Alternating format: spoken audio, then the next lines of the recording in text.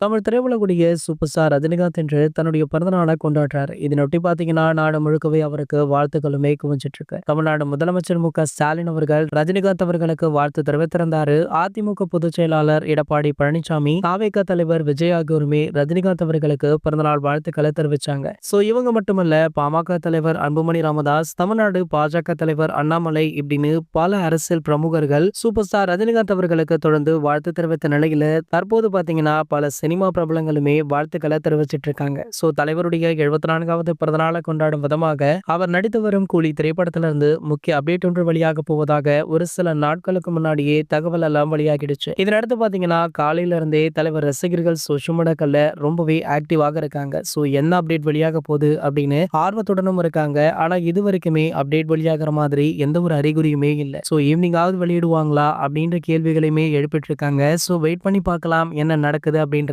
இன்னொரு பக்கம் பாத்தீங்கன்னா சூப்பர் ஸ்டாரை அவருடைய இல்லத்துல சந்திக்க ரசிகர்கள் அவருடைய போயஸ் கார்டன் வீட்டின் வெளியே சூழ்ந்தும் இருக்காங்க. அது மட்டும் இல்லாம தலைவர் தலைவர் அப்படின்னு கோஷமிட்டுட்டும் இருக்காங்க. சோ அப்போது எடுக்கப்பட்ட வீடியோக்கள் கூட தற்போது சோஷியல் மீடியாக்கள்ல வைரலுமே ஆகிட்டு இருக்கு. இது போன்ற தலைவரை பற்றி வெளியாகிற அனைத்து செய்திகளுமே நீங்கள் உடனே தெரிஞ்சுக்க நம்மளுடைய தமிழ் நியூஸ் எக்ஸ்பிரஸ் சேனலை மறக்காம சப்ஸ்கிரைப் பண்ணிக்கோங்க.